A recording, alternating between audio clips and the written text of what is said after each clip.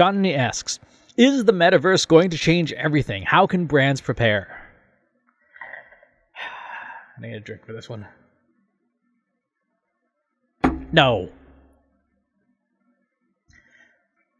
The metaverse is not a new idea by any means, right? As much as Mark Zuckerberg and company would like to tell us that this is the promised future, it isn't. We've had metaverses before. Maybe not with VR application and VR technology, but we've had metaverses and virtual worlds.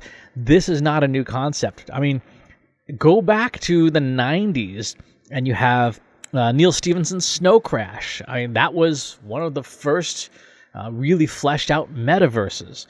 Go back to 2006 and you have Second Life from Linden Labs, which I confess I spent an awful lot of time in.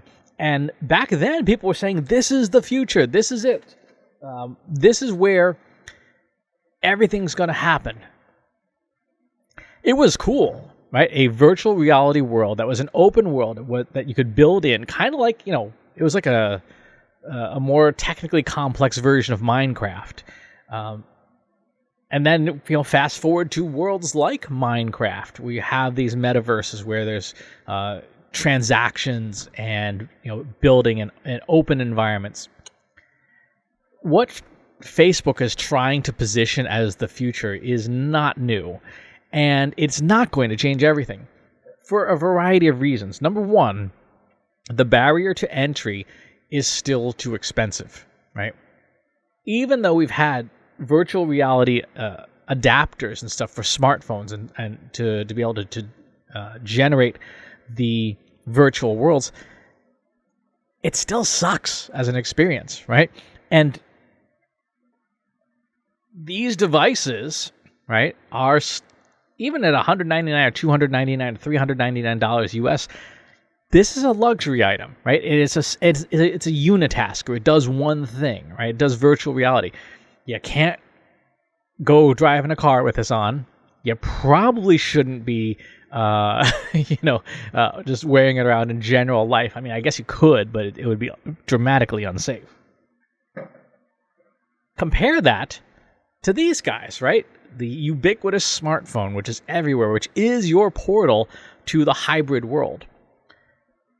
Facebook's motivations for the metaverse are pretty clear, right? The more you get people into a virtual system where you can measure and track everything, and eye movement, and interactions, the more you can advertise to those people, and the better your targeting can get, and the more your machine learning algorithms can learn.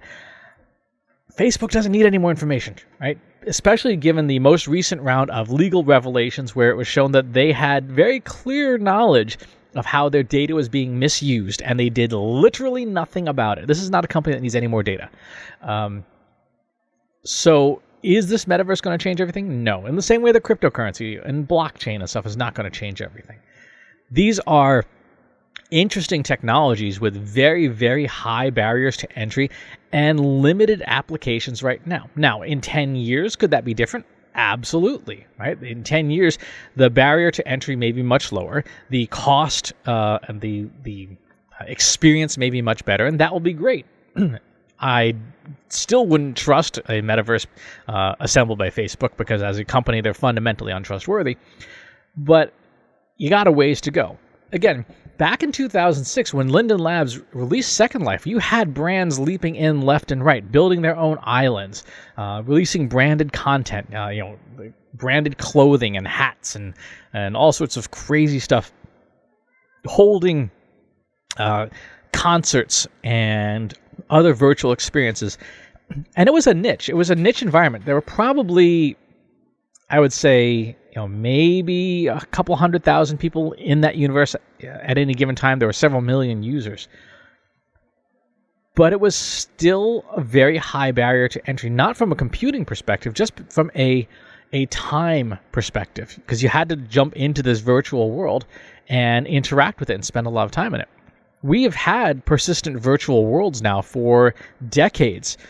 Blizzard Entertainment's World of Warcraft first debuted in 2004, and other than, for obvious things like system maintenance, that has been a persistent virtual world for the last, 18 years. Did it change everything? No, it didn't. Did it provide people with a particular kind of experience? Yes. For what brands should be thinking about, the question is, with any technology, how does it amplify the inherent brand attributes that your brand has? If your brand is an experiential brand, say like you're a musician, then a virtual world may be a great fit for you to be able to get your content to a wider audience, to get it to new audiences that you haven't met. If your brand is selling industrial concrete, virtual world probably is not the first place you should be spending your marketing dollars. Now, once you've satisfied all your other marketing needs and you've done a really great job of building your brand and you have global recognition, then yeah, you can afford to divert some marketing budget as a test to see how it works. But should you be going all in on it? No, in the same way that I would say a brand shouldn't be going all in on creator coins or NFTs. There are some use cases where that technology makes a lot of sense, but not many, right? In terms of how you prepare, it's fundamentally no different than preparing for any new technology. You've learned about it, you understand what it is, and then you're trying to figure out, is it a good fit? And if it is a good fit, then you run a pilot project. You see, can we test the waters and see if this thing makes sense? Can we ask our customers if they would be interested in interacting with us in that environment? Right now, people have so much choice when it comes to content, so much choice when it comes to experiences, that it's very hard to get consumers to pick up anything new, B2B or B2C. The most scarce resource we have today is attention. Right? The fact that you are watching and hearing these words at all, I am immensely thankful to you for spending 7 minutes of your time. That is the most valuable currency. And so expecting somebody to strap a headset on and then invest hours of their life, yes, there will be some people that is their jam. Right? And if those people are also your customers, then the metaverse is for you. The majority of the population, though, probably is not going to be hanging out there any more than the majority of the population adopted Second Life back in the day when it was available on desktop computers of the time. It didn't require any extra special equipment. So that would be my take on it. If the concept takes off, it'll take a long time to do that, right? It will not be immediate. But interesting question. Take all things with Metaverse with a grain of salt right now. Thanks for asking.